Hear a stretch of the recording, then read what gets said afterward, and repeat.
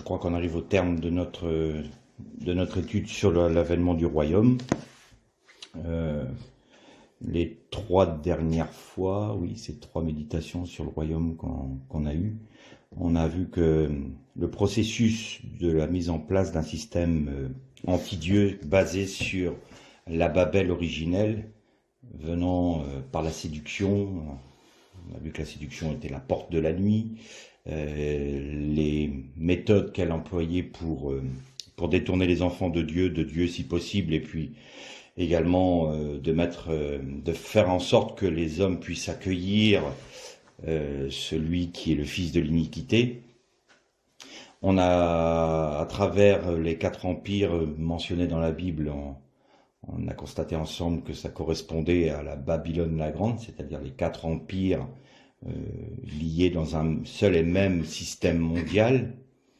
Et puis, pour finir, la dernière fois, on a médité ensemble sur le fait que quelle est la position du chrétien pour tenir ferme, pour rester fidèle dans un temps d'apostasie. Et aujourd'hui, on va méditer sur l'établissement justement du royaume. Alors, je pense qu'on va avoir une partie où on va voir que le royaume de Dieu va supplanter Babylone la Grande, c'est-à-dire les 4 empires.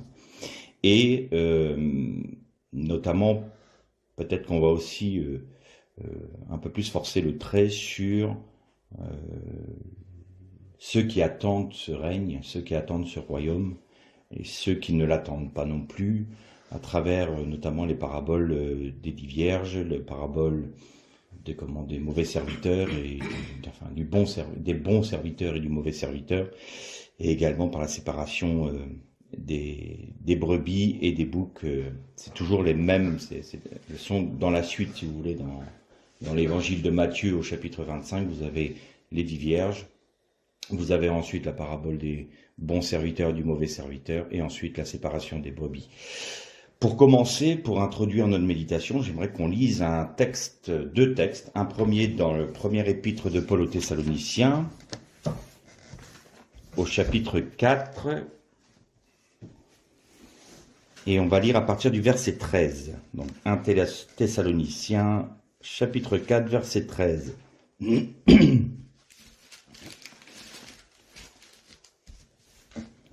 Nous ne voulons pas, frères, que vous soyez dans l'ignorance au sujet de ceux qui dorment, c'est-à-dire de ceux qui sont morts, afin que vous ne vous attristiez pas comme les autres qui n'ont pas d'espérance. En effet, si nous croyons que Jésus est mort et qu'il est ressuscité, nous croyons aussi que Dieu ramènera aussi par Jésus et avec lui ceux qui se sont endormis.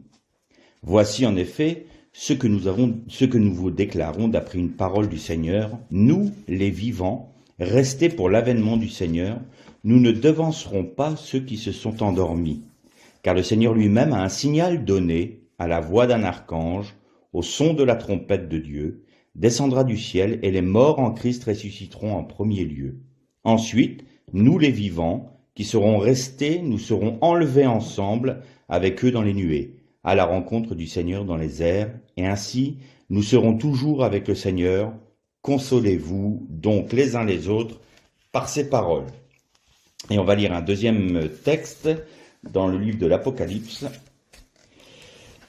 au chapitre 22,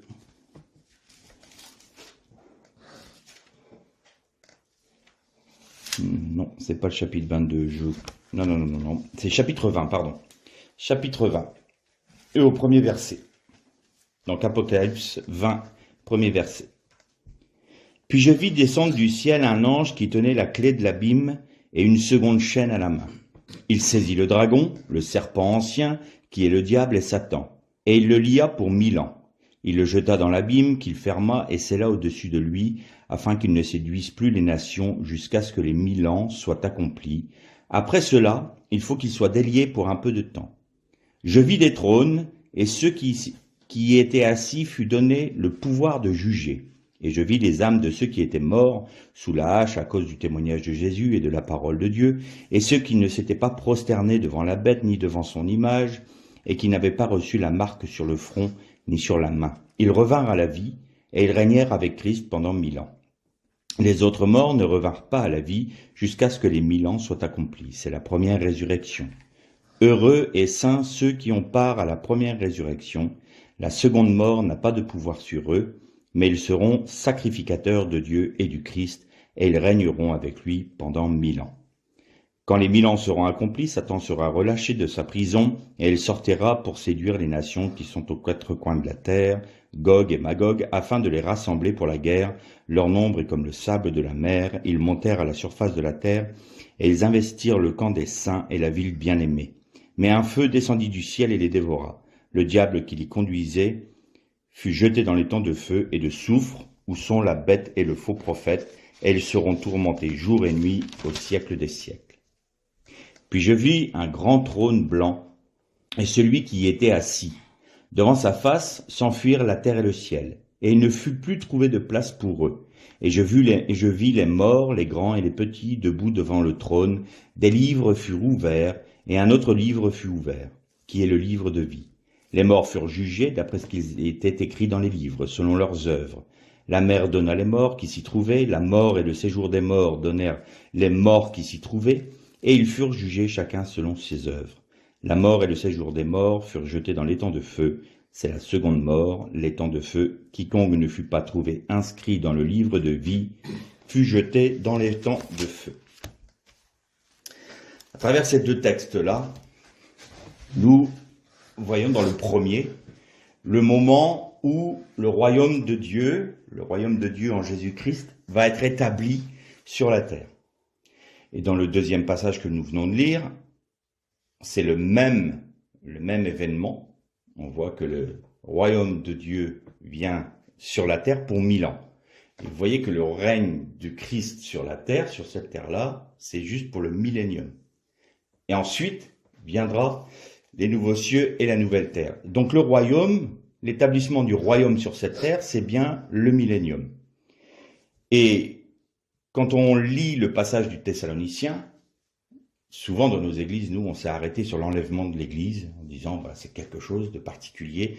L'enlèvement, heureux ceux qui auront part à l'enlèvement, c'est mieux que ceux qui sont endormis avant, donc qui sont morts avant. Ce n'est pas ce que dit la Bible. Depuis que Jésus est mort sur la croix et ressuscité, nous sommes entrés dans le temps des nations. Ça veut dire que pendant ce laps de temps-là où nous avons vu ensemble que le peuple d'Israël était mis à part, était, entre guillemets, retranché de l'olivier pour que les nations, de manière individuelle, c'est-à-dire que chaque individu, membre des nations, peut se rattacher en Jésus-Christ sur les promesses d'Israël. Et donc nous sommes dans ce temps-là, le temps où Israël est mis un peu sous le boisseau, et de manière à ce que les nations puissent rentrer dedans. Et ce texte que nous venons de lire aux Thessaloniciens, c'est le moment où, j'ai envie de dire, c'est un peu comme pour Noé, la porte de l'arche qui se ferme. C'est-à-dire que le moment où le Seigneur va revenir, le texte nous dit, à un signal donné, au son de la trompette, au cri d'un archange, les morts ressusciteront en premier lieu, c'est-à-dire la première résurrection dont nous parle le livre de l'Apocalypse, ce sont ceux qui sont morts en Christ, donc qui sont sauvés, qui sont appelés à être avec lui pour l'éternité, dans le royaume de Dieu. Et la porte se ferme à ce moment-là, parce que, ça y est, le temps des nations étant fini, ceux qui sont encore en vie vont être enlevés, parce que c'est terminé. Là, le temps est terminé, le Seigneur clôt la porte, c'est fermé, ce n'est plus le temps de la grâce. C'est la fin. Ensuite, le temps qui va rester, c'est un temps pour Israël. C'est-à-dire qu'il faut qu'Israël reconnaisse en Jésus-Christ le Messie. Donc, le temps des nations étant abouti, étant terminé, le Seigneur peut fermer cette parenthèse-là, de manière à reprendre le travail sur le peuple qui s'est choisi, le peuple d'Israël, et il va intervenir dans leur cœur de manière à ce qu'ils reconnaissent. Alors, il y en a qui reconnaîtront le Messie, et d'autres non. Ceux qui ne reconnaîtront pas Jésus comme Messie seront retranchés du royaume, feront partie des peuples païens qui n'ont pas accepté Jésus et qui vont pour la géhenne. Et le Seigneur va travailler le cœur de son peuple d'Israël pour qu'il reconnaisse son Messie de manière à pouvoir établir son royaume qui sera de part de Jérusalem sur toute la terre.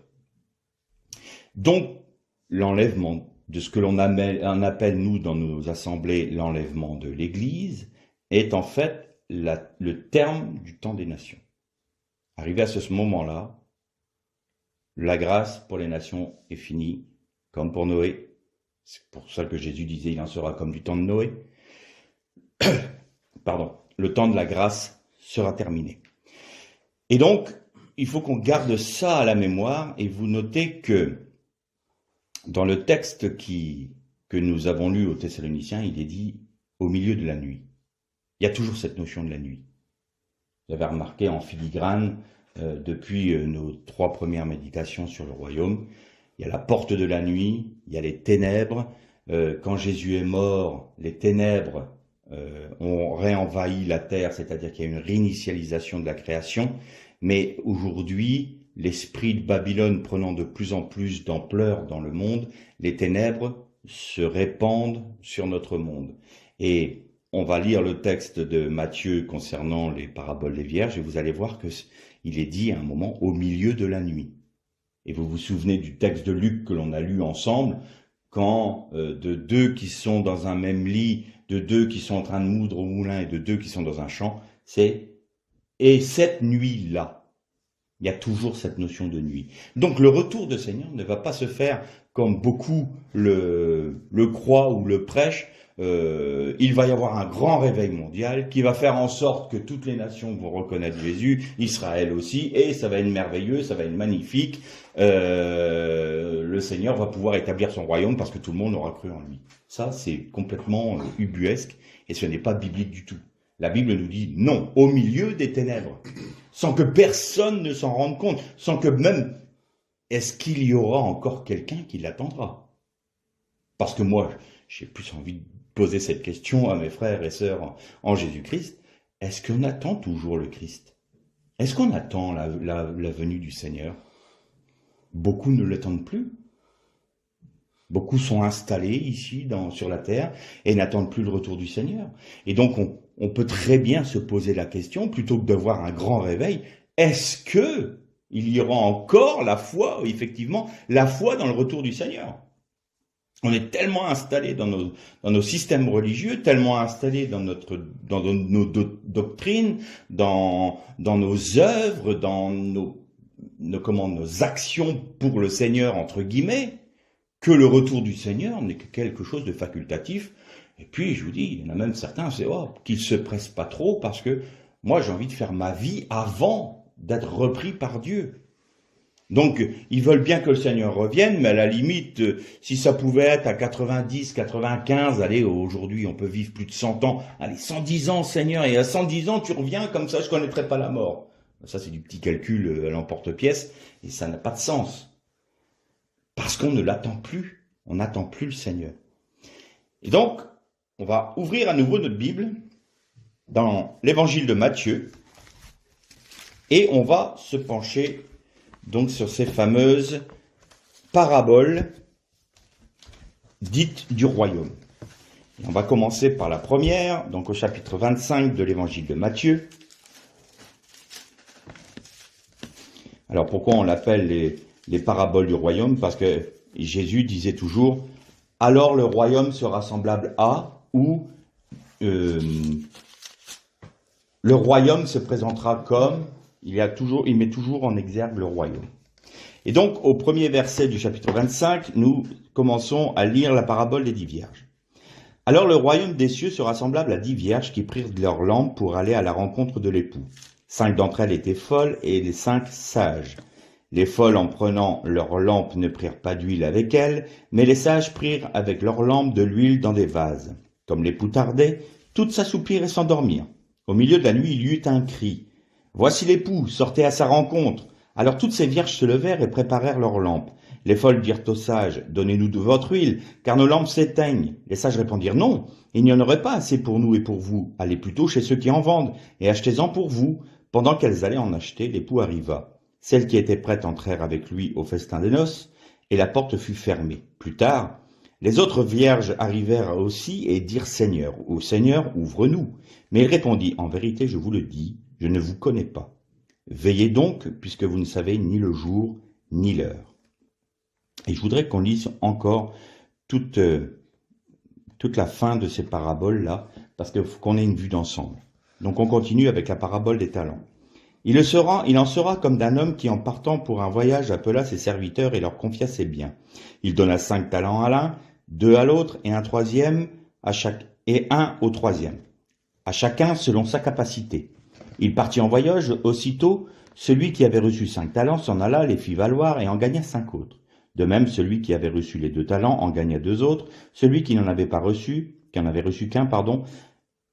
alla faire un trou dans la terre et cacha l'argent de son maître.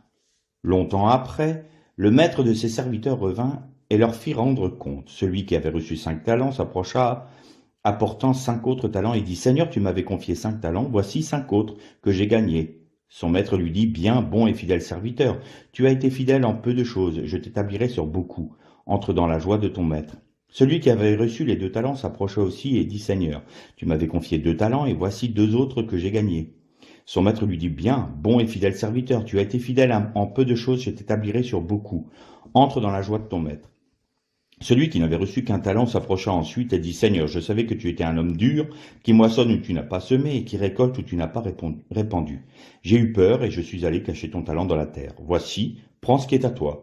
Son maître lui répondit, serviteur mauvais et paresseux, tu savais que je moissonne où je n'ai pas semé, ou que je récolte où que je n'ai pas répandu. Il te fallait donc placer mon argent chez les banquiers, et à mon retour j'aurais retiré ce qui est à moi avec un intérêt. Ôtez-lui donc le talent et donnez-le à celui qui a les 10. Car on donnera à celui qui a, et il sera dans l'abondance, mais celui qui n'a pas, on ôtera même ce qu'il a. Et le serviteur inutile, jetez-le dans les ténèbres du dehors, et où il y aura des pleurs et des grincements de dents. Nous poursuivons sur la 3e parabole. Lorsque le Fils de l'homme viendra dans sa gloire avec tous ses anges, il s'assiera sur son trône de gloire. Toutes les nations seront assemblées devant lui. Il séparera les uns d'avec les autres comme le berger sépare les brebis d'avec les boucs. Et il mettra les brebis à sa droite et les boucs à sa gauche. Alors le roi dira à ceux qui seront à sa droite, venez, vous qui êtes bénis de mon Père, recevez en héritage le royaume qui vous a été préparé dès la fondation du monde. Car j'ai eu faim et vous m'avez donné à manger, j'ai eu soif et vous m'avez donné à boire. J'étais étranger, vous m'avez recueilli, nu et vous m'avez revêtu.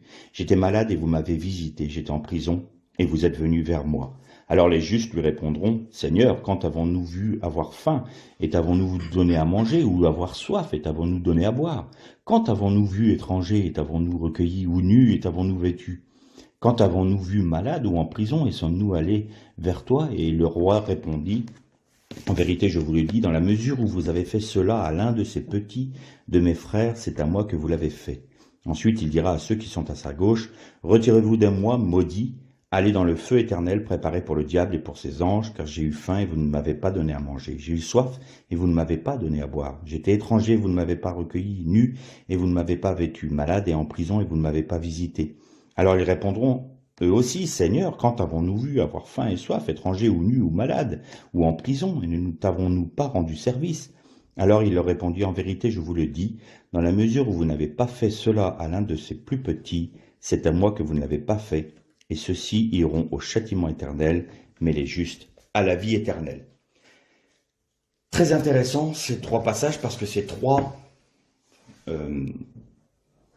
personnages différents.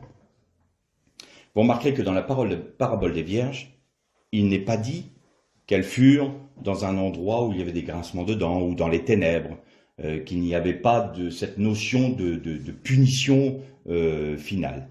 Dans la 2e partie de la parabole, on constate que le mauvais serviteur, qui avait reçu un talent de la part de son maître, ne s'en était pas préoccupé, et lui était jeté dans les ténèbres, là où il y aura des grincements de dents et des pleurs.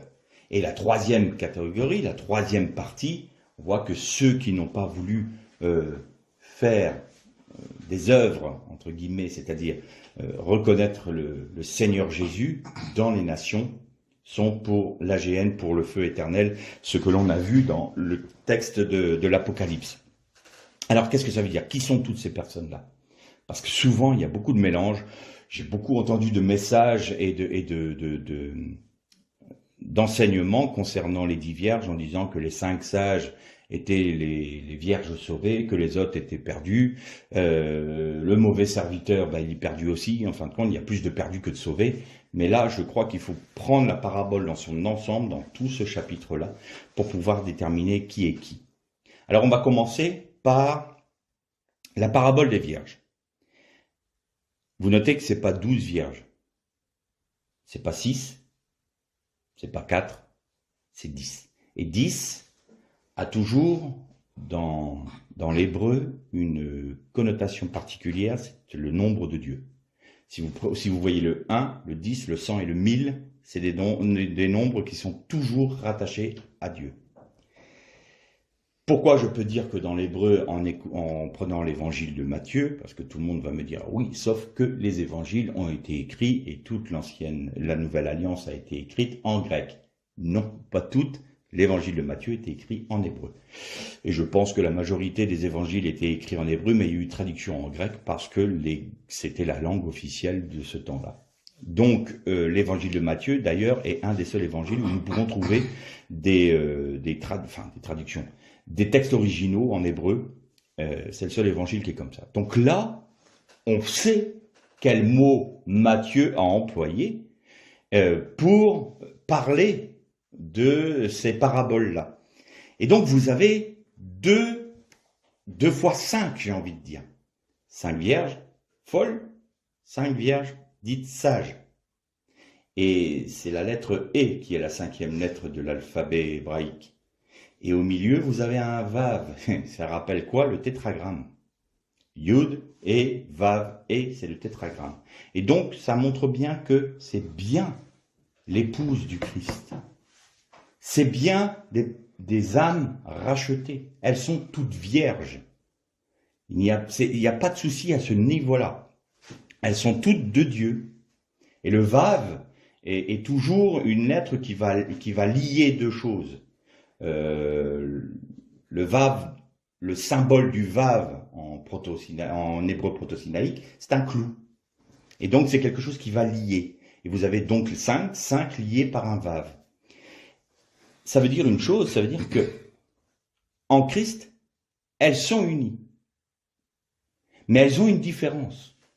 C'est qu'il y en a 5 qui sont dites sages, mais en réalité, c'est pas ce terme-là. Le terme sage, c'est tevuna. Elles étaient, alors, les vierges en hébreu, c'est betulot. Alors, il y a plusieurs termes en hébreu. Il y a alma, mais il y a betulot. Betulot a une notion de désert, c'est-à-dire qu'elles n'ont jamais été touchées. C'est vraiment des personnes pures. Elles ont été purifiées. Elles n'ont pas été souillées. Elles sont vierges, vraiment vierges, quelque chose de pur. C'est la connotation qu'il y a. Et donc, les sages, c'est des betulot tevuna. Et tuvnit, ça a une connotation très particulière en hébreu. C'est à l'image d'eux. Elles sont bâties. En fait, le texte hébreu, c'est betulot, benot, tevuna. Donc, elles ont benot, c'est du verbe bana, qui veut dire bâtir. Elles ont été construites à l'image d'eux, en fonction d'eux, à la ressemblance d'eux. C'est exactement le texte. Donc, ça veut dire sage, c'est vrai, mais il y a cette notion de rendu semblable à l'image d'eux. Elles ont pu, être rendues identiques à qui? Eh bien, à l'époux. Et là, ça nous rappelle un texte de Colossiens. Nous sommes rendus de gloire en gloire à l'image du Christ. Et donc ces 5 vierges dites sages, c'est ce terme-là qui est employé, Benot Tevuna, bâti à l'image de l'époux. Et les autres vierges, c'est Bana Kessel. Et Kessel, elles sont construites, c'est le même terme, construites, mais Kessel, c'est perdu, en quelque sorte, ne sachant plus ce qu'elles sont. Et c'était précisément ce que dit le texte hébreu. Ce sont des vierges qui ne savent plus qui elles sont. Et ça nous rappelle le passage de Bereshit dans la Genèse où Dieu dit à Adam, « Mais où en es-tu? Où en es-tu, Adam? Où es-tu » Eh bien, je me suis caché parce que j'ai vu que j'étais nu et j'ai eu peur. Et donc, ces 5 vierges-là ne savent plus ce qu'elles sont, ne savent plus ce qu'est leur vocation. Elles ont perdu la vision de leur vocation.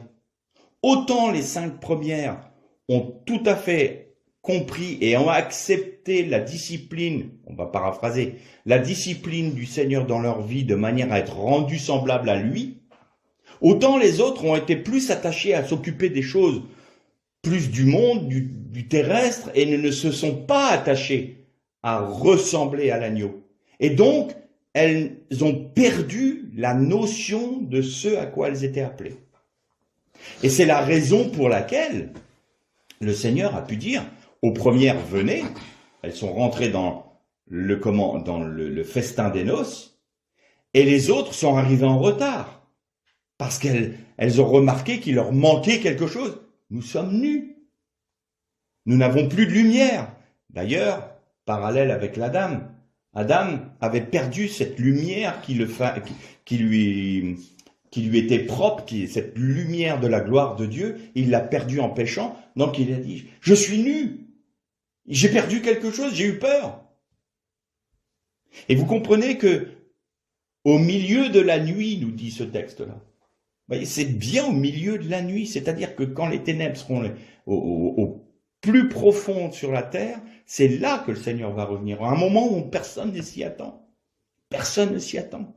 Et donc quand le chauffard, quand la trompette va sonner, pour les 5 premières, ça va être un cri d'alarme de joie. Un cri de joie. L'époux revient, l'époux revient. Donc pour tous ceux qui attendent le Seigneur, c'est une gloire, une délivrance, une joie, un bonheur immense. Nous avons accepté de te suivre partout où tu vas. Nous avons accepté d'être transformés à ton image, de perdre notre vie pour que toi tu puisses vivre à travers nous. Et c'est une joie de pouvoir dire enfin, ça y est, ton royaume vient. Béni soit le Seigneur, il revient. Mais pour les autres, c'est un cri d'alarme, panique à bord. Comment ça, il revient déjà? Mais on ne l'attendait plus. On ne l'attendait plus. Et donc c'est ça les 5 vierges. Et je m'attarde un peu plus sur cet aspect-là en prenant un autre exemple.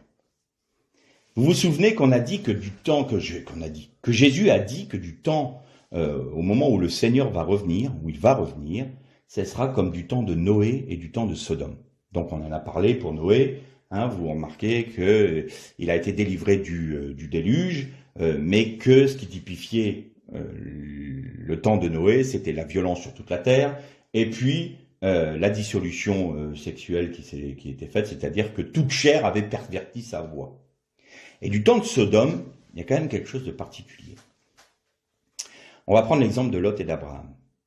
Lot avait fait une démarche tout à fait intéressante quand il avait suivi Abraham. Abraham est venu dur en Chaldée, donc Chaldée, c'est Babylone. Et donc, il faut savoir que Abraham était contemporain à Nimrod. On revient à Babel. Donc, tout est lié, hein. La grande Babylone, Babel, l'origine, vous avez vu comme quoi nous pouvons être appelés par Dieu, conduits par Dieu, même dans ces temps-là.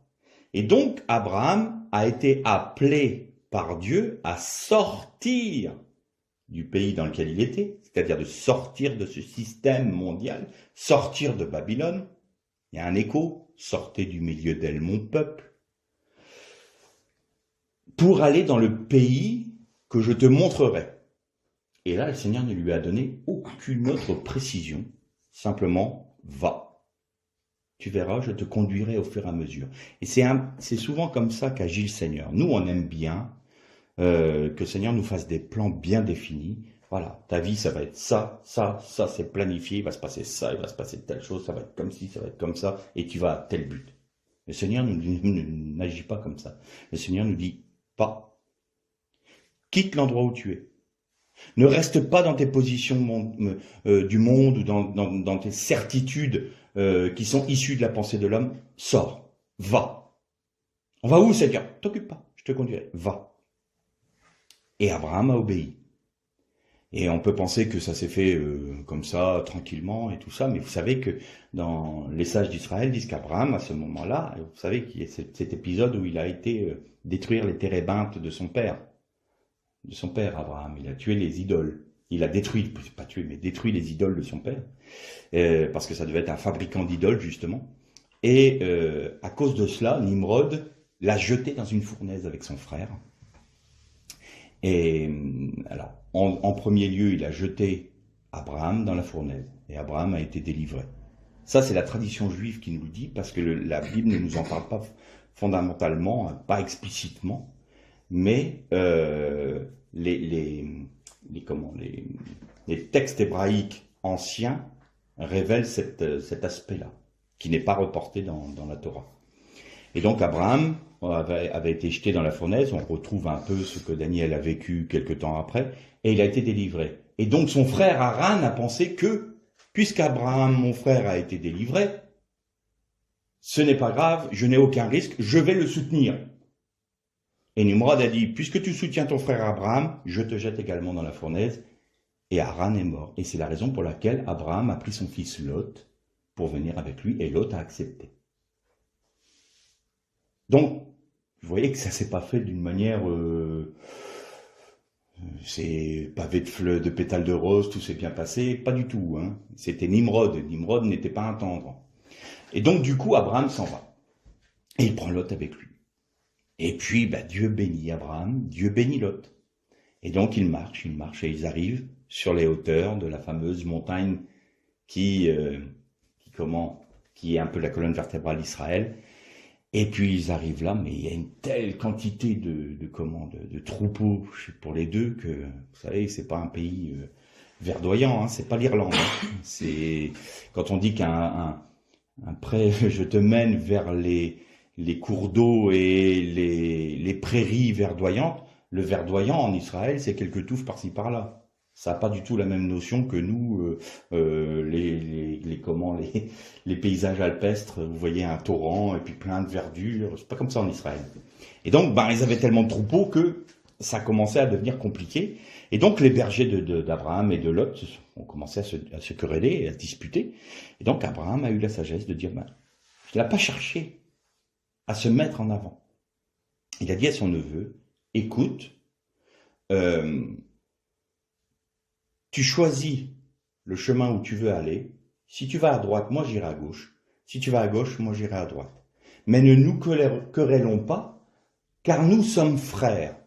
Alors ce petit passage-là peut paraître bizarre, mais en fait, les sages d'Israël disent que Lot ressemblait tellement à Abraham, physiquement, qu'on aurait pu les prendre pour deux frères. Et donc Abraham, non, on est de la même famille, on est du même sang, on va pas se quereller, choisis. Et le texte biblique nous dit que Lot leva les yeux, et lever les yeux dans la Bible, c'est toujours quelque chose de positif. Je lève les yeux vers les montagnes d'où me viendra le secours. Je lève les yeux vers l'Éternel pour le glorifier, pour l'adorer. Je lève les yeux vers le plus beau des pays. Il y a toujours cette notion-là. Mais il leva les yeux, non pas vers Dieu.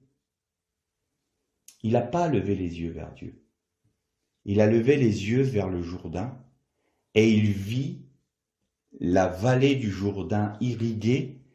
Elle faisait penser au pays d'Égypte et le texte nous dit c'était comme le jardin de l'Éternel, c'est-à-dire c'était comme le Gan Éden, comme le jardin d'Éden.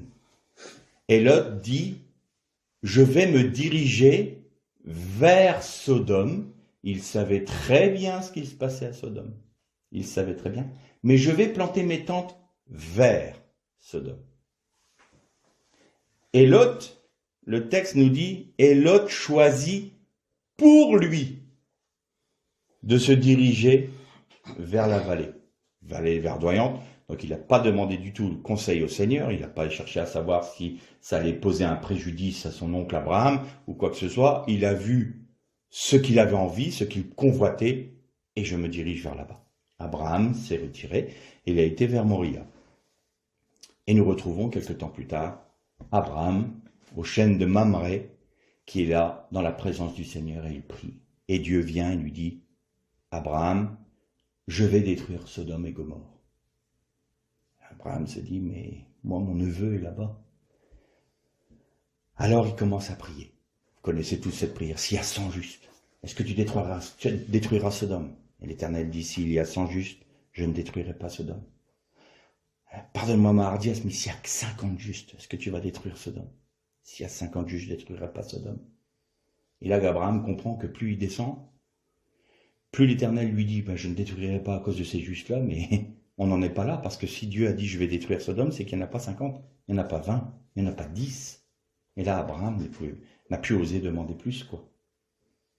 Et il aurait dû dire, mais s'il n'y en a qu'un. Et Abraham dit, j'arrête là, je ne peux pas aller plus loin, parce que je ne veux pas, user de la patience de mon Dieu. Et il s'est arrêté à 10, il n'y avait pas 10 justes dans Sodome. Mais il y en avait un. Notre frère Jean-Marc Taubois dit, il n'était pas en bon état, mais il était là. Il était là, pas en bon état du tout. Et de planter ses tentes vers Sodome, nous le retrouvons quand les anges de l'Éternel viennent pour le délivrer. Où? Dans ses tentes à la périphérie, dans la banlieue de Sodome? Non, aux portes de la ville. Il est devenu notable de Sodome. Comment ça? Eh oui. La séduction, vous vous rappelez? Vous savez ce que c'est? Oh, après tout, on peut. Puis ses filles. Il avait 4 filles.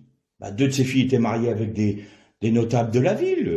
Voilà. Sodome et Gomorrhe, on s'installe. Mais par contre, moi, quand je vois le péché, oh là là. Mais il était sincère, il était vrai.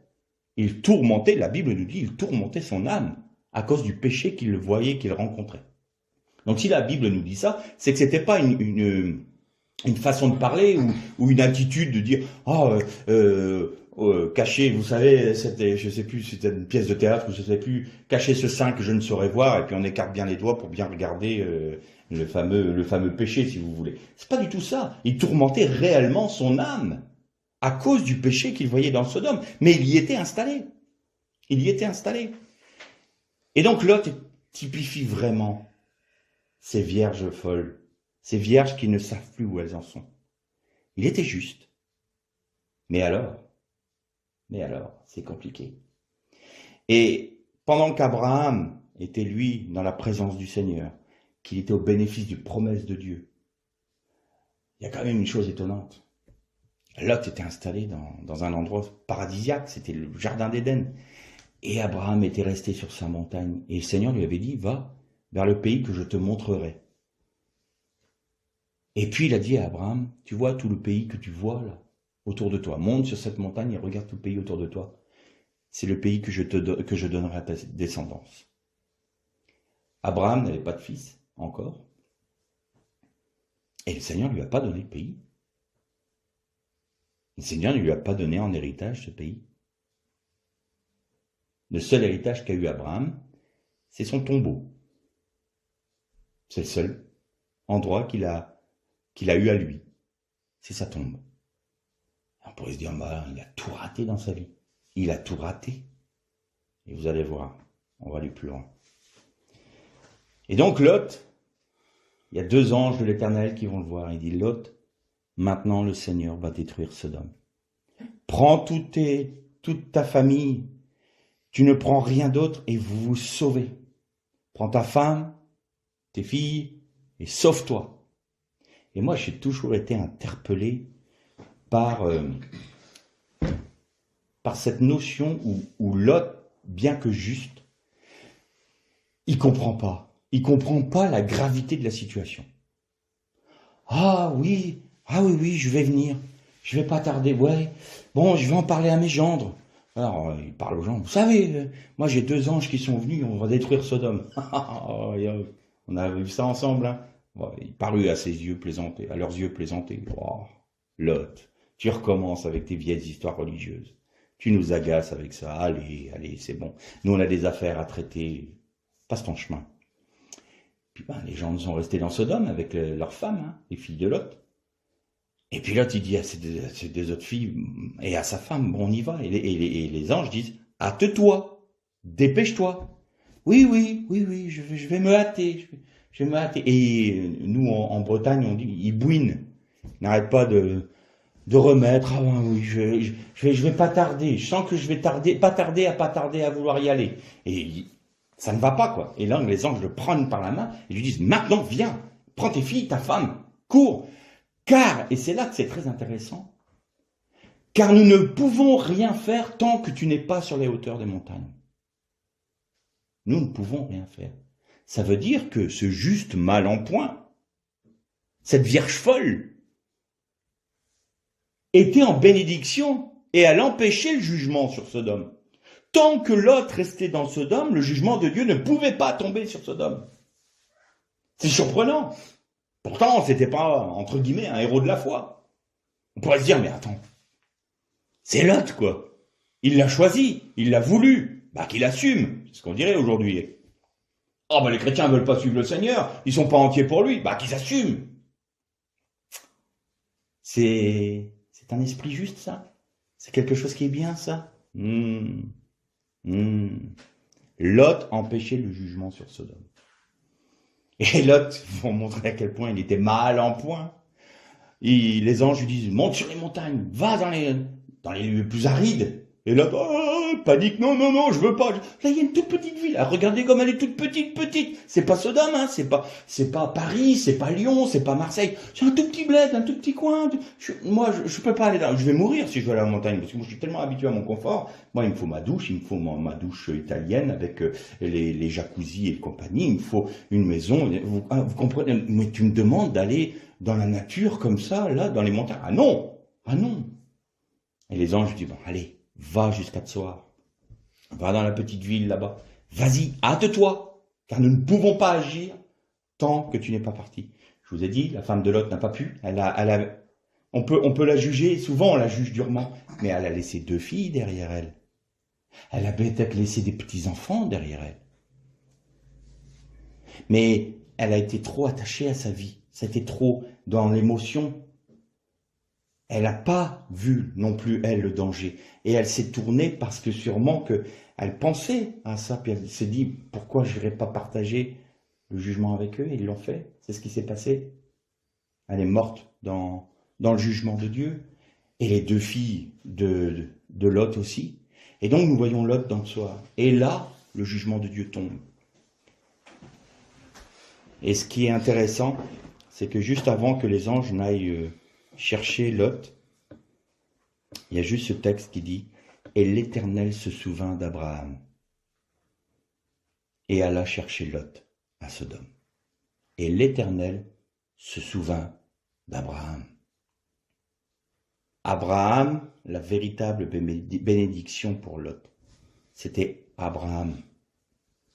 Bien que Lot, tant qu'il était présent dans Sodome, empêchait le jugement de Dieu, mais pas parce qu'il était juste, mais à cause d'Abraham. Parce qu'Abraham était là, dans la pensée de Dieu, dans le chemin de Dieu, dans la justice de Dieu, dans la foi en Dieu, alors la bénédiction d'Abraham est demeurée sur Lot, et comme la bénédiction d'Abraham demeurait sur Lot, Lot empêchait le jugement de venir sur Sodome. C'est pas par ses propres œuvres, sa propre justice, pas parce qu'il tourmentait son âme, mais c'était à cause d'Abraham, qui lui avait accepté de perdre sa vie. Je vous rappelle qu'Abraham n'a eu aucun héritage direct. Son héritage était ailleurs, était autre chose. Et Lot arrive dans Tsoar, et là, le soufre et le feu du ciel qui tombent sur les 2 villes, c'est la destruction totale, c'est devenu la mer morte d'ailleurs. Et quand il a vu ça, panique, là il a couru dans la montagne, dans les cavernes. Il s'est dit, oui, Courageux, mais pas téméraire, Lot. Hein. Et il voulait son confort, mais là, quand il voit ce que ça peut donner, il part. Et il y a quand même quelque chose qui est assez terrible. C'est que les deux filles qui étaient avec lui, elles ont baigné dans l'ambiance de Sodome. Et comme il n'y avait pas de mari pour elle, puis qu'elle voyait qu'elle s'est retrouvée dans la montagne toute seule et puis qu'il n'y avait rien, elles ont enivré leur père pour avoir des enfants de lui. Et ça a donné les Moabites et les Ammonites. Mais les Ammonites ont été très souvent des ennemis d'Israël, bien que de la même famille. Et à tel point qu'à un moment, c'est venu d'eux le fait que, pour Balaam, le conseil est venu des Ammonites en disant, si tu fais pécher le peuple d'Israël, la bénédiction de Dieu va se retirer d'eux. Et à ce moment-là, tu pourras les vaincre. Vous voyez que la Vierge folle qui était Lot, l'image de la Vierge folle qui était Lot, elle va engendrer des choses comme ça. Elle va engendrer les Ammonites. Elle va engendrer les Moabites. Qu'est-ce que j'entends par là? Eh bien, prenons l'exemple on va paraphraser, on va réactualiser tout ça pour nous. Dans l'Église, on avait vu au moins 2 catégories de personnes. Il y en a une, c'est des apostats. Là, on n'en parle pas tout de suite, c'est dans la suite du texte. Mais il y a 2 catégories de personnes. Il y a celles qui acceptent de vivre en Christ, de perdre leur vie, de se charger de leur croix. On ne cesse d'en parler, et je ne cesserai pas d'en parler parce que c'est la Bible. Et c'est le chemin. C'est le seul, il n'y en a pas d'autre. Donc on peut tourner en rond tant qu'on veut. Le centre, c'est la croix. Donc c'est chargé de la croix. Et ces personnes-là, ces frères et sœurs-là, en Christ, qu'ils soient judéo-chrétiens, je précise bien, ou issus des nations, sont les Abraham. Et vous voulez trouver cette catégorie de personnes dans le livre de l'Apocalypse, vous prenez le chapitre 2, le chapitre 3, vous lisez les 7 lettres aux 7 églises d'Asie, et vous trouvez les vainqueurs. Les vainqueurs, c'est les Abraham. Les vainqueurs, toutes les promesses qui ont été données à Jésus, au Fils de l'homme, ils sont bénéfices d'exactement les mêmes promesses. J'écrirai sur eux le nom de la Nouvelle Jérusalem, j'écrirai sur eux le nom de mon Dieu. Ils seront ils seront une colonne dans le temple de mon Dieu. Ils pèteront les nations avec un sceptre de fer. Tous ces attributs-là, ils auront un vêtement blanc, de fin lin pur. Tous ces attributs-là, ce sont les attributs du Christ. Ils sont rendus à l'image du Christ. Ils sont l'épouse du Christ. Ils sont l'épouse du Christ. Et alors les 5 vierges folles, ce sont ceux qui sont remplis de compromis. Ils veulent pas de la croix. Ils veulent bien du salut, mais ils ne veulent pas de la croix. Ils veulent bien des bénédictions, mais ils ne veulent pas mourir à leur vie. Ils veulent bien vivre dans l'Église, être au bénéfice des grâces, au bénéfice de la communion fraternelle, au bénéfice des guérisons, au bénéfice de la joie du salut. Mais quand il s'agit de perdre leur vie, c'est-à-dire de ne pas aller vers Sodome, de ne pas aimer les choses du monde, de ne pas vivre dans le compromis, ah oui, mais on ne peut pas aller jusque-là. C'est ce qu'on appelle les chrétiens équilibrés, entre guillemets. Il y a des choses bien dans le monde, il y a des choses qui sont pas bien, donc ça, on va pas les prendre parce que on va tourmenter nos âmes à cause de ça. Mais tout de même, tout n'est pas mauvais. On n'est pas obligé d'être complètement, très comment... Vous avez vu le vieil Abraham sur sa montagne là-bas, il est sous les chaînes de Mamré. Mais ce gars-là, il est un peu extrémiste, vous trouvez pas? Il met pas les pieds dans une ville. Hein. Il a jamais été à Sodome, jamais été à Gomorrhe. Tout de même... Vous imaginez cet homme-là, l'envergure spirituelle qu'il a, s'il évangélisait Sodome et Gomorrhe? Il y aurait un grand réveil dans Sodome et Gomorrhe. Non, il n'y aura jamais de réveil dans Sodome et Gomorrhe. Parce que le monde ne se convertira jamais, dans son ensemble. Parce que le monde n'est pas voué à ça. Parce que vous croyez que la grande Babylone va vouloir se convertir au Christ? Elle est tout en train de faire, elle monte tout un système justement pour lutter contre Christ, pour lutter contre Dieu. Cette fameuse statue avec l'épée brandissante contre le ciel. Vous pensez qu'ils vont vouloir se tourner vers Dieu? Non, Non, le monde ne se convertira pas. Non, il n'y aura pas un méga géant réveil. Ça n'existera pas, ça. Parce qu'au milieu des ténèbres viendra l'agneau, viendra l'époux. C'est au milieu des ténèbres, pas dans la grande joie d'un grand réveil mondial. Ça n'a pas de sens. Et donc, celles qui sont remplies de compromis, qui sont là, brinque-ballantes, elles sont toujours faibles. Ah, j'essaie de lutter contre tel péché, mais j'y arrive pas, frère, vous savez, c'est difficile. Mais donne ta vie à Christ. Vous croyez? Ah, mais je vais perdre ça, j'ai pas envie de perdre mes enfants. Alors, c'est légitime, mais j'ai pas envie de perdre ma position sociale, j'ai pas envie de ceci, j'ai pas envie de cela. Oui, je comprends ce que vous dites, mais quand même, ça, c'est un peu extrême, quoi. C'est un peu extrême. Ben, vous savez pourquoi les églises sont pas jugées? Relisez les sept lettres aux 7 églises. Et le Seigneur dit, d'abord, il commence par se positionner. Je suis celui qui marche au milieu des 7 chandeliers. Je suis celui qui tient l'étoile du matin et qui tient le chandelier de ton église. Je suis celui, l'alpha et l'oméga. À chaque fois, il se positionne. Je suis le Seigneur. Il fait un état des lieux de l'église à laquelle il parle. Donc, il va reconnaître les côtés positifs, mais il va savoir souvent y avoir des côtés négatifs, sauf pour Smyrne et Philadelphie. Et il dit, mais il y a parmi toi des personnes qui sont contre, par exemple, on va donner un exemple, contre la doctrine des Nicolaïtes. Au vainqueur, je donnerai. Ou le vainqueur sera. Voyez un peu la notion?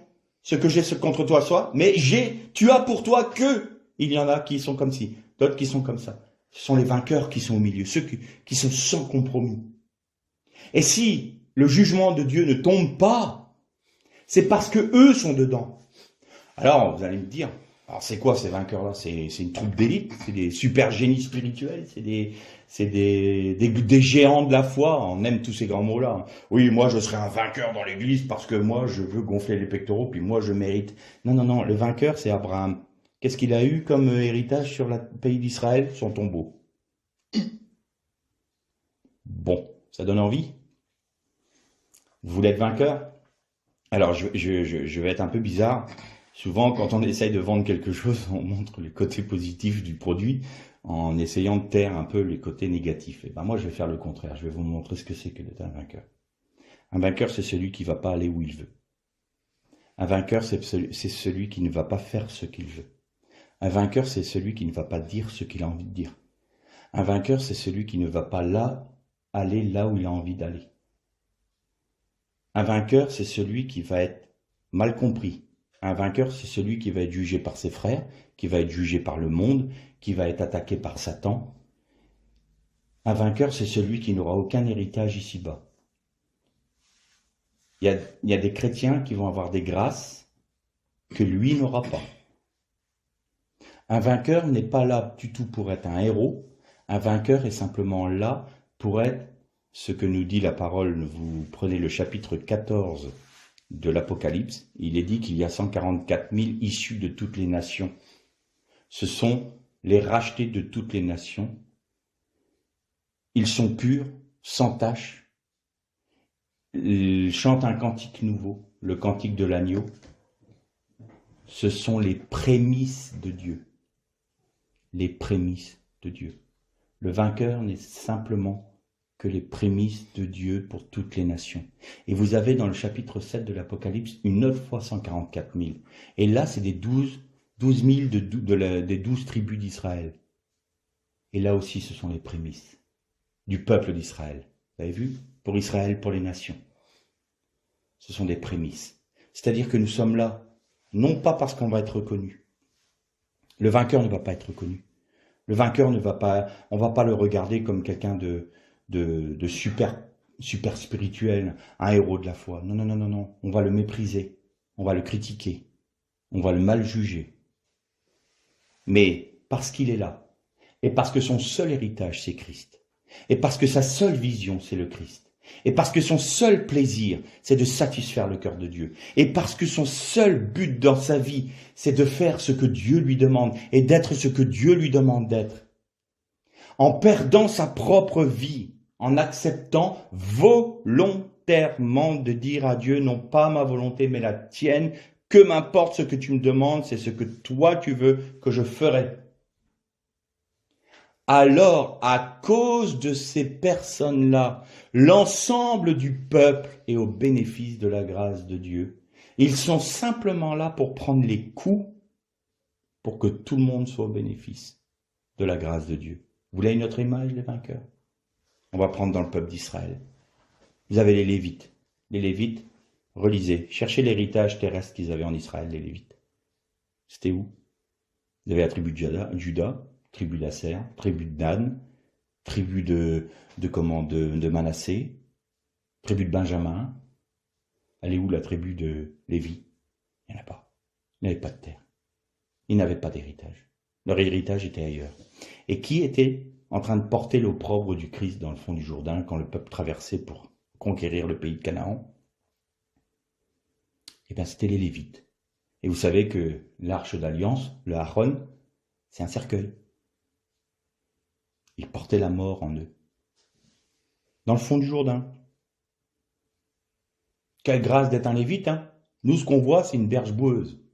Tout le peuple est en train de passer, ça y est, ils sont rentrés dans le pays. Ils voient le pays coulant de lait et de miel. Ils voient les grappes énormes de raisins. Et nous, qu'est-ce qu'on voit? Une berge boueuse. Et jusqu'à ce que tout le peuple soit passé, les Lévites sont restés dedans, portant l'opprobre du Christ, rajoutant, je paraphrase, rajoutant en eux-mêmes aux souffrances du Christ. Ce que nous dit Paul. En fait, un vainqueur, c'est celui qui laisse la mort agir en lui pour que la vie agisse dans ses frères. Vous voyez qu'on ne juge pas. Hein. On n'est pas en train de dire « Ah, bah ceux-là, ils ont choisi le compromis, qu'ils assument. » Non, non, non. Je vais mourir pour toi. Je vais accepter l'opprobre du Christ pour toi, pourvu que tu sois sauvé, pourvu que tu sois en dehors de la malédiction. Et vous remarquez une chose dans la parole de Dieu, il y a toujours la même chose, même s'il n'y a qu'un seul juste. Noé était le seul juste dans cette génération. Il a été sauvé. Lot était le seul juste à Sodome. Il a été sauvé. Mais à chaque fois, il y avait un Abraham. Dans les églises, il y a ce que le Seigneur appelle les vainqueurs. Les vainqueurs, on a toujours envie de dire, parce que nous on a cette image d'Épinal, les vainqueurs c'est les super-héros. Non, non, non, non, non. Le vainqueur c'est celui qui laisse la mort agir en lui pour que la vie agisse dans ses frères. C'est ça le véritable vainqueur. Et donc vous notez que dans la parabole des 10 vierges, là, vous avez ces deux catégories. Et donc l'ensemble va être sauvé. Seulement, l'ensemble ne régnera pas. Ceux-là seuls qui font la volonté de mon Père, dit Jésus. Ça, c'est l'héritage des vainqueurs. Le règne, c'est l'héritage des vainqueurs. Pas des autres.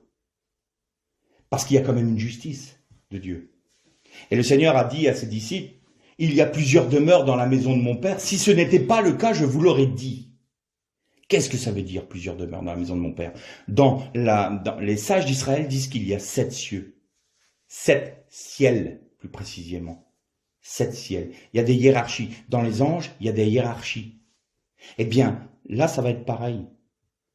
Vous vous souvenez de ce texte, je ne sais plus dans quel épître c'est, où Paul dit que les œuvres de chacun seront jugées. Ceux qui auront bâti avec des pierres précieuses se passera à travers le feu et leurs œuvres perdurera. Et ceux qui auront construit sur le fondement, c'est les chrétiens, hein, c'est aux Corinthiens, je crois. Premier épître aux Corinthiens, de mémoire. Il est dit que sur le fondement, ils ont posé le fondement, donc ils sont sur le fondement de Christ. Il n'y a pas de souci. Ils sont sauvés. Ils sont en Christ. Ils sont membres de l'Église, on peut dire. Mais ils vont bâtir avec du foin, avec du bois, avec du chaume. Ils vont être là, voilà, plein de compromis, pas des choses précieuses pour Dieu. Et le feu va passer et toute leur œuvre va être consumée. Et la Bible nous dit, Paul nous dit dans son épître, pour eux, ils seront sauvés, mais comme à travers du feu. C'est-à-dire que rien de leur œuvre ne va perdurer. Et vous savez que la Nouvelle Jérusalem, je suis convaincu d'une chose, la Nouvelle Jérusalem est en cours de construction actuellement, avec les œuvres des enfants de Dieu. Toutes les pierres précieuses c'est une image parce qu'il faut qu'on retranspose dans nos limites à nous, mais toutes les œuvres qui sont faites en Jésus-Christ, toutes les œuvres que cette personne, et même un chrétien qui n'est pas entièrement pour Dieu, peut faire des bonnes choses À partir du moment où il fait quelque chose en Christ, ça arrive aussi. Ça ne veut pas dire qu'ils sont tous que des chrétiens qui ne veulent pas suivre le Seigneur. Et je dis qu'il y a des moments, ils le font. Et même avec plaisir. Seigneur leur demande de faire quelque chose, ils le font. Mais c'est pas tout le temps. C'est pas permanent. Il y a du compromis, il y a du mélange. Le vainqueur, c'est celui qui, en tout temps, en tout point, permanence, non, c'est pas ma volonté. Je te propose de faire ça. Je vais demander au Seigneur. Oh, tu vas quand même pas demander au Seigneur pour demander si tu dois aller vivre dans telle ville quand même. On est en France. Non.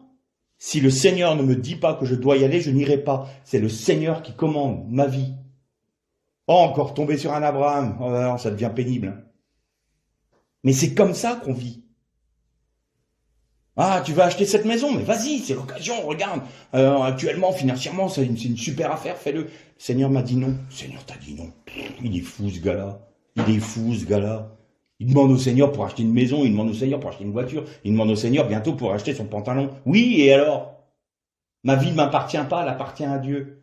Vous voyez qu'on n'est pas compris, qu'on est mal jugé? Eh bien, toutes ces pierres précieuses qui sont apportées construisent la Nouvelle Jérusalem. C'est quoi la Nouvelle Jérusalem? C'est l'épouse. L'épouse du Christ. Vous voyez dans Apocalypse 22, et je vis la Nouvelle Jérusalem descendre du ciel, et c'était l'épouse du Christ parée et prête pour les noces de l'agneau. C'est ça. À chacun sera rendu les œuvres. Et vous voyez que dans la suite de la parabole, vous avez les deux serviteurs fidèles. Ça a fructifié. Vous avez vu le fruit que ça a apporté? Eh bien, il y en avait qu'un 5 talents. Il en a rapporté 5 autres. Un autre 2 talents. Il en a rapporté 2 autres. Et puis, il y en a un autre qui fait partie de l'église, là. Il y a une petite assemblée, là, où il y a les bons serviteurs. Puis lui, il dit, moi, je ne connais pas le Seigneur. La preuve qu'il ne le connaît pas. Moi, j'ai entendu dire que tu étais un maître dur, méchant. Tu vas récolter là où tu n'as pas semé. Tu es voleur et méchant. On connaît le même Seigneur, nous. Tu es sûr que tu connais le Seigneur? Et quand il y a le jugement qui arrive, donc, rentre dans la joie de ton maître, celui qui a rapporté 5 autres talents, parce qu'il le connaissait, le Seigneur. Et puis il a voulu plaire au Seigneur et faire en sorte que sa vie soit remplie de fruits, les œuvres, les pierres précieuses pour la Nouvelle Jérusalem. Pareil pour celui qui a eu 2 talents. Mais celui qui s'en moquait du talent, il s'en est moqué du talent que le Seigneur. C'était un appel qu'il avait. Le Seigneur l'appelait tous les jours dans le sein de l'Église. Vous savez, les apostats, la 3e catégorie de personnes qu'on trouve dans les églises, dont on a parlé il n'y a pas longtemps. Ceux qui sont apostats, qui ne veulent même pas entendre parler du Seigneur. Ils avaient un appel, ils avaient un talent, ils avaient quelque chose de confié pour le Seigneur pour qu'il puisse avoir une vie fructueuse. Alors, eux, ils l'ont enterré, ils ont dit, hey, tu reprends ce qui est à toi, moi je veux rien avoir avec toi. Ok, tu n'auras rien à voir avec moi. Que celui-ci soit rejeté dehors, là où il y aura des pleurs, des grincements dedans. Et la 3e partie de la parabole, là c'est les nations. C'est les nations qui sont jugées. Et ceux qui auront porté du fruit sont les brebis qui seront à la droite. Du fruit, tu m'as donné à manger, tu m'as donné à boire, tu m'as vêtu, tu as été me visiter en prison. J'ai jamais fait ça, mon Seigneur. Si, quand tu m'as laissé vivre en toi. Eh bien, regarde, tu as fait ça, tu as fait ça. Mais ça, je l'ai fait comme ça parce que je trouvais normal. Mais oui, vous vous rappelez ce que je disais quand notre coupe déborde? C'est notre vie normale. La vie du Christ devient notre vie normale et on déborde, donc on donne. Et les autres en sont au bénéfice. Nous sommes là dans la mort, dans la croissance de la vie du Christ en nous. Et les fruits ne sont pas pour nous, sont pour les autres. La parole va fructifier en nous, va grandir, croître en nous. Mais les fruits que la parole va faire porter dans nos vies, c'est pour les autres. Et c'est ça que le Seigneur leur dit. Tu as accepté que la parole grandisse en toi. Tu as accepté que la vie du Christ se manifeste en toi pour porter du fruit. Et les fruits ont été au bénéfice de tous mes petits. Tous mes frères qui étaient là. Et inversement, au bouc. Allez dans la GN.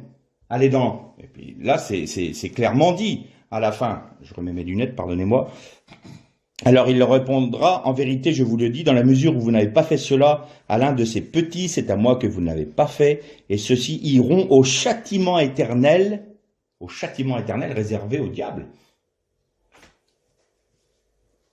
Et ça, c'est les nations qui n'ont pas accepté Jésus, qui n'ont eu aucun intérêt pour l'évangile, aucun intérêt pour la mort du Seigneur, aucun intérêt pour Dieu et pour dire, mais Seigneur, je veux te reconnaître, je veux te connaître, et le Seigneur lui aurait présenté le sacrifice de Jésus pour qu'il soit sauvé et qu'il puisse porter du fruit. Mais non, le monde aujourd'hui n'en veut pas, donc ils vont dans la géhenne.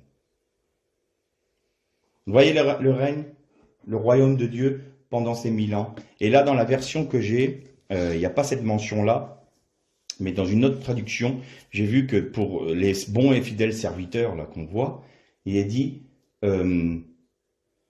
à celui qui avait 5 talents et qui avait fait fructifier, tu auras autorité sur tant de villes. Et l'autre, tu auras autorité sur tant de villes. Vous voyez qu'ils vont régner avec Christ pendant les 1000 ans, là. C'est ça le royaume de Dieu sur terre, les 1000 ans. Et pendant 1000 ans, ces vainqueurs-là, issus du judaïsme et issus des nations, vont régner avec Christ. Pendant 1000 ans. Et ensuite, là c'est une autre étude, vous avez Satan qui va être libéré, parce qu'il faut savoir que pendant ces 1000 ans-là, tous les armes seront fondues pour faire des hoyos, hein, pour cultiver la terre, le lion sera avec l'agneau, le loup avec la brebis, le lion mangera de l'herbe, du pâturage, du fourrage, il y aura de la paix, la joie, les hommes vivront vieux, beaucoup, comme au début, comme au commencement, quelque chose, parce que ça sera le règne du Christ. Et pourquoi il y aura ce règne de 1000 ans sur la terre? Eh bien, pour que toutes les générations de cette terre-là, avant les nouveaux cieux et la nouvelle terre, puissent reconnaître que le Seigneur a laissé à l'homme la possibilité de monter tous les royaumes qu'il voulait. Dans sa rébellion, aller dans la rébellion au paroxysme de sa rébellion. Et en contraste, il met le royaume du Seigneur Jésus, de l'agneau. Et vous verrez la différence. Et nous verrons la différence entre des royaumes qui apportaient la misère, la guerre, les meurtres, le sang innocent, l'idolâtrie, la méchanceté, la dureté, les plaisirs iniques, et le royaume du Christ qui apportera la paix, la sérénité, la vie, et la vie en abondance, où les animaux seront réunis sans se faire la guerre, sans se dévorer, et tout sera paix et bonheur. Alors on va se dire, mais pourquoi le Seigneur va permettre qu'à la fin, il y ait encore Satan qui soit délié? Eh bien, pour toujours la même raison. Toujours pour la même raison. C'est une question de justice. Parce que autant aujourd'hui, le péché est majoritaire dans le monde, et c'est dur d'être fidèle. Il faut s'appuyer sur le Seigneur. Il faut se faire violence à notre volonté. C'est ça aussi ce qui typifie le vainqueur dans les églises. C'est que sa volonté, il la mate. Il dit non. C'est volontairement que je décide de suivre le Seigneur. Oh, non. Tu te tais, mon âme, tais-toi. Tu obéis à la parole de Dieu. Tu obéis à ton Seigneur. Je te laisse pas le choix. Ça, c'est se faire violence. Autant pendant le millénium, pendant le règne de 1000 ans, ça va être l'inverse. Ça va être très facile d'être juste. Le péché sera tellement minoritaire. Il restera des bribes, mais minoritaires. Mais il faut que ces personnes-là aient accès à la même grâce. Donc Satan va se déchaîner pour un temps, de manière à faire en sorte de séduire les nations. Et vous voyez que ça va fonctionner, puisque c'est là où il va y avoir la guerre de Gog et Magog, c'est-à-dire qu'il va rassembler les nations pour faire la guerre à la ville sainte. Mais là, il n'y a même pas de bataille. Là, c'est par Armageddon, il n'y a même pas de bataille. Le feu du ciel descend, et c'est fini. Affaire classée. Le Seigneur, maintenant, ça y est, j'ai été juste sur tous les points. J'ai laissé mon ennemi aller au plus haut de sa capacité contre moi, et maintenant je juge. Et tout le monde reconnaît que celui qui est Dieu, c'est Dieu. Et donc là, Satan est jeté avec le faux prophète, vous avez vu, c'est dans un deuxième temps, ils ne sont pas jetés en même temps. Il y a la bête et le faux prophète, donc la Babylone la grande, le système mondial plus le faux prophète sont jetés dans les temps de feu déjà, avant la résurrection, la deuxième résurrection des morts. Et donc, le dernier passage que l'on a lu là, concernant les boucs et les brebis, c'est la deuxième résurrection, où toutes les nations sont jugées. Et après, il nous dit la Bible, il ne fut plus trouvé de place pour la terre et les cieux, ils furent roulés, la terre fut consumée, et c'est la nouveau cieux, la nouvelle terre. Et là, concrètement, la nouvelle création qui a été accomplie en Jésus-Christ au moment où il est mort, va avoir son application concrète dans les nouveaux cieux et les nouvelles terres. Pourquoi? Parce que là, la nouvelle terre sera non soumise au temps. Relisez le texte, il n'y aura ni lune ni soleil. Seule la gloire de Dieu illuminera la terre. Ça veut dire que ça y est, la dimension dans laquelle nous sommes enfermés, le temps, nos sens, c'est fini. Nous serons sans commencement et sans fin. L'éternité, c'est pas un commencement qui se finit jamais. L'éternité, c'est pas de commencement, pas de fin. Et on va réaliser que nous, les personnes qui sont là, le Seigneur nous connaissait dès avant même que tu sois dans le sein de ta mère. Je connaissais toutes tes voies, dit le Seigneur, parce que nous sommes déjà là-haut. Nous avons été amenés ici. Mais il y a une dimension qui nous échappe complètement parce que nous, on a toujours cette dimension de temporalité, toujours cette dimension de nos 5 sens, on est un peu perdu. Eh bien, on va réaliser que c'est bien plus grand qu'on peut encore l'imaginer, mais on n'a pas la capacité intellectuelle ou spirituelle de l'appréhender. Ce que dit Paul, je parle comme un enfant, je discours comme un enfant, mais quand je serai auprès de Dieu, tout me sera dévoilé. Donc c'est à ça qu'on est appelé. L'appel de Dieu pour chaque enfant de Dieu, c'est pas de faire du petit calcul de comptoir de kermesse, de dire qu'est-ce que je peux garder pour ma vie et puis qu'est-ce que je peux donner au Seigneur. On va faire un petit panaché, on va faire un petit compromis, on va faire un petit équilibre.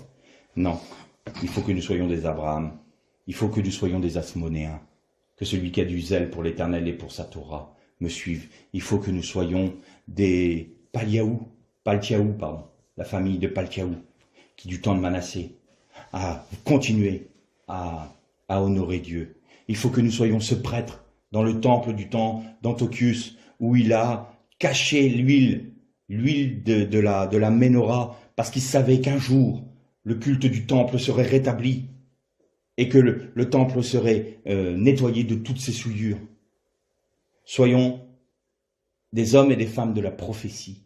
Soyons des hommes et des femmes entiers pour Dieu, complètement ancrés en Dieu. Soyons des vainqueurs en Christ, sachant que notre héritage n'est pas maintenant, n'est pas ici-bas. Nous n'avons qu'une part ici. C'est pas notre intérêt. Nous voyons le règne, nous. Et le règne, c'est pas parce que nous voulons régner. Dire, bah, comme ça, j'aurai une position. Non. Parce que la mort qu'on va vivre aujourd'hui, là, sur la terre, ça va être pour que mon frère à côté vive. Mais il mérite pas. Il prie jamais, il s'occupe pas de Dieu, il s'occupe pas de la volonté de Dieu. Que t'importe. La mort agit en toi pour que toi, tu puisses avoir la vie. Ça, c'est l'esprit du Christ. Le Seigneur n'a pas attendu qu'on se repente avant de donner sa vie. On était pourris jusqu'à la moelle au moment où il est mort sur la croix. Il n'a pas attendu, ne serait-ce que un seul regard vers lui pour faire comprendre qu'éventuellement, on pourrait accepter son sacrifice. Non. Il est mort pour nous. La mort agit en lui pour que la vie agisse en nous. On va vivre les mêmes choses. Est-ce que le Seigneur, le disciple n'est pas plus grand que son maître? On va être pareil. C'est ce qu'il nous demande. Perdre notre vie pour que nos frères puissent vivre et que nous soyons en bénédiction pour l'ensemble non seulement de nos frères dans les églises qui sont un peu parfois brinque-ballantes et tout ça, mais même pour le monde qui nous entoure, pour notre pays, pour notre nation, pour notre région. Vous savez que je suis convaincu qu'il y a des jugements qui ne tombent pas sur les pays mauvais comme le sont nos pays occidentaux, parce qu'il y a des hommes et des femmes qui sont fidèles, parce qu'il y a un juste, parce qu'il y a un Abraham qui se tient sous les chaînes de Mamré pour prier, pour empêcher que la malédiction tombe tout de suite, afin que le temps des nations puisse être clôturé. Mais le jour où le temps des nations va être fini, et que l'enlèvement va avoir lieu, et que la parenthèse et la porte du temps des nations va être fermée, là le jugement va tomber. Là le jugement va tomber, parce qu'il n'y aura plus d'Abraham. Il n'y aura plus de vainqueur. Il n'y aura plus d'Asmonéens. Il n'y aura plus de Paltiaou. Ils seront tous recueillis dans le sein de Dieu. Et là, le jugement va tomber. Et je voudrais terminer toute cette série de méditation sur le royaume en lisant un dernier passage dans la première épître aux Thessaloniciens. Et on va lire au chapitre 5.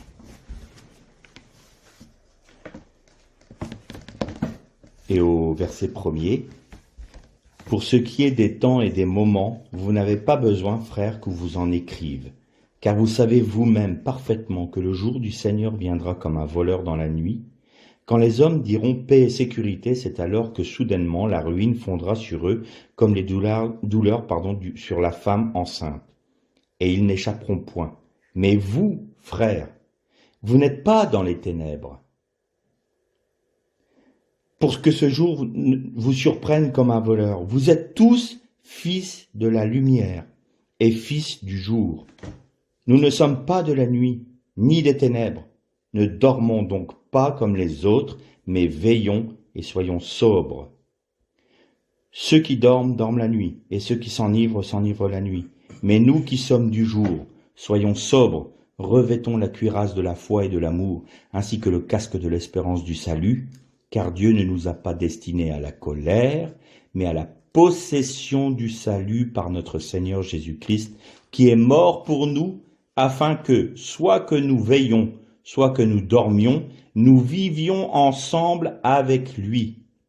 Ainsi donc, exhortez-vous mutuellement et édifiez-vous les uns comme l'un l'autre, comme vous le faites déjà. Je trouve que ce texte clôture très bien la série de méditations. On a parlé des ténèbres, on a parlé de la nuit, on a parlé de la crainte qui venait de ceux qui vivaient dans les ténèbres et de la non-crainte de ceux qui vivaient dans la lumière. Nous sommes des fils de lumière, donc soyons des vainqueurs. L'appel qu'il y a, je ne crois pas du tout, une seule seconde, que toutes les églises auront la capacité d'être des vainqueurs. Il ne faut pas croire que l'ensemble de l'église sera vainqueur. Mais en son sein, il en faut. Autrement, le jugement de Dieu tombe. Et chacun est appelé à en être un.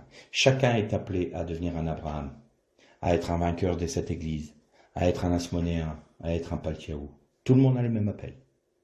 Mais tout le monde n'y répond pas. Qu'est-ce qu'il en est pour nous? Que le Seigneur vous bénisse.